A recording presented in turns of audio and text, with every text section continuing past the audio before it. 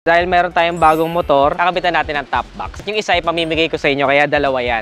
Syempre, hindi pwedeng puro ganda lang. Lalagyan natin ng papel sa loob at isasalang natin to sa isang ultimate test na napakahalaga na ngayon. Bukod sa tag-ulan na ngayon, baka mapadaan pa kayo sa mga pistahan. Alam nyo na. Boy Dila, pasok!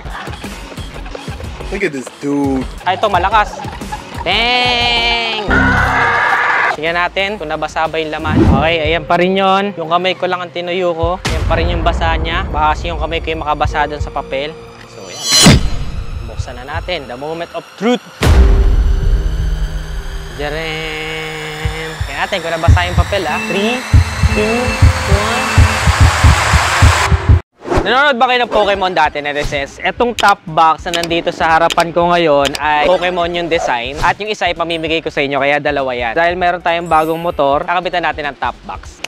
Ito muna yung Pokemon na top box. Wow! Hybrid, red velvet. Parang Pokemon talaga yung style niya. Fully design siya. Dito sa gilid, dito sa unahan. Sa iba kasi yung backrest, binibili pa to 500. Pero itong hybrid top box, free na yung backrest. Comfortable yung maangkas natin. Sasandal sila kapag nagra-ride tayo. So yan, isa para sa batok, isa para sa likod. Pwede nyo siyang i-DIY kapag ka-umorder kayo online. So meron siyang lock na parang alloy. Siyempre, removable yung kanyang inner leather. So since naka-magic tape siya, lalagay mo lang yung isang side dito sa pinakatakip at kakabit mo na siya. So removable pa din siya, kaya pwedeng labhan. Dalawang reflectors dito na sticker na ikakabit natin dyan para kung gusto mong mas visible ka sa kalsada. Ano yung mas bagay? Black or white? Ano sa palagay nyo? I think white ako ngayon. Yun, no?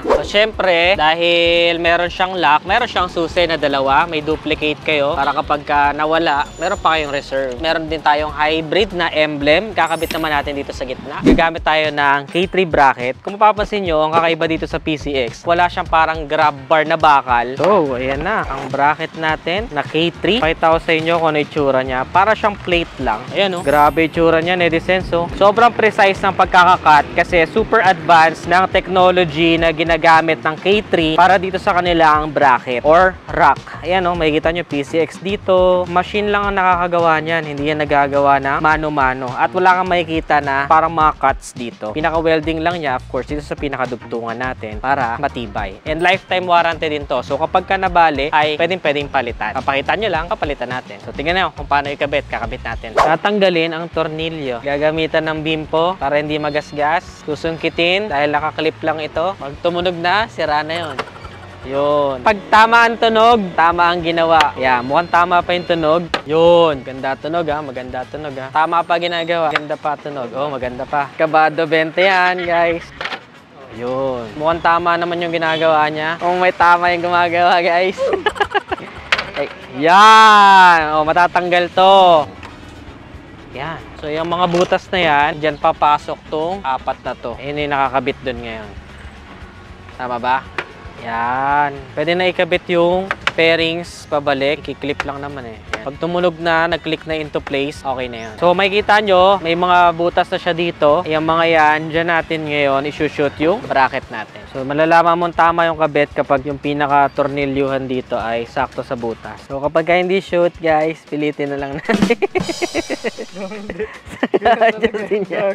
Mag-a-adjust din yan. Okay na. May kasama siyang mga tornilyo, mahaba, para umabot. Kasi papatong mo lang yan dyan, tapos hihigpitan mo lang ng Allen wrench. Shoot nyo lang, guys. Kung may assistant kayo, pwede din para hindi siya gumalaw. Kailangan saktong-sakto. Hindi pwedeng umaalog. Pag umaalog, mali ang kabit nyo. Pag umaalog, may kalog yung nagkakabit.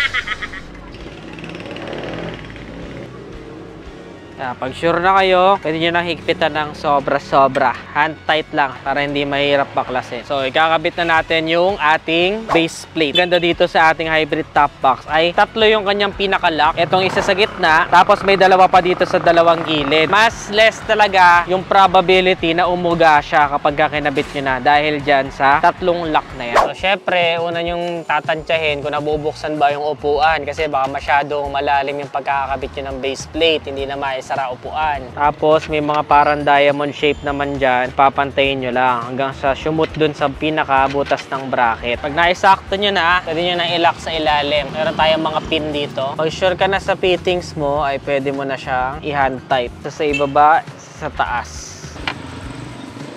Pakita ko muna yung pamimigay ko na top box sa inyo. Wow! So, pinagkaiba nito, mas makinis.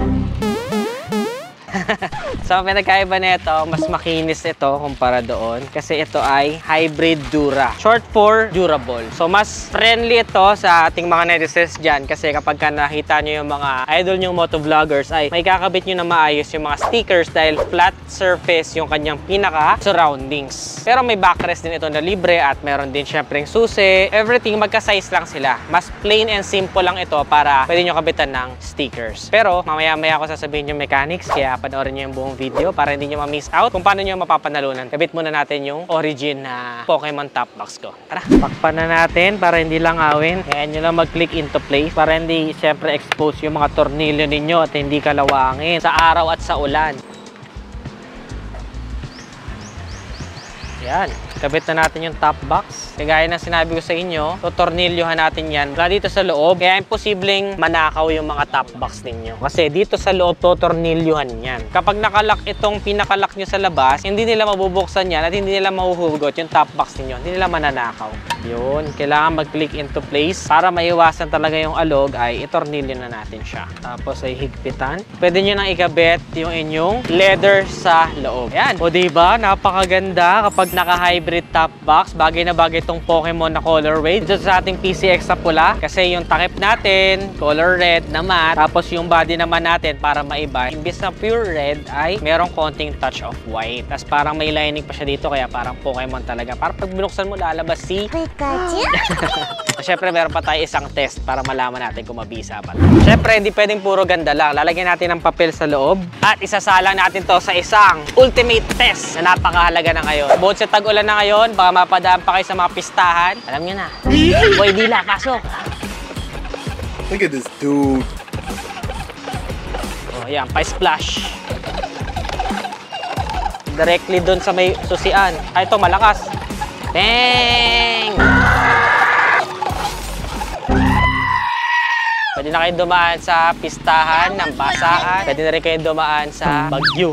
Tingnan natin kung nabasa ba yung laman. Okay, ayan pa rin yun. Yung kamay ko lang ang tinuyo ko. Ayan pa rin yung basa niya. Baka kasi yung kamay ko yung makabasa dun sa papel. So, ayan.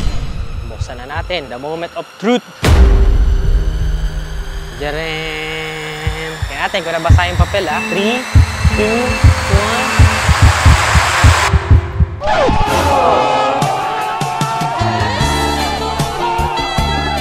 Tuyo pa rin yung papel. Napaka-sweet.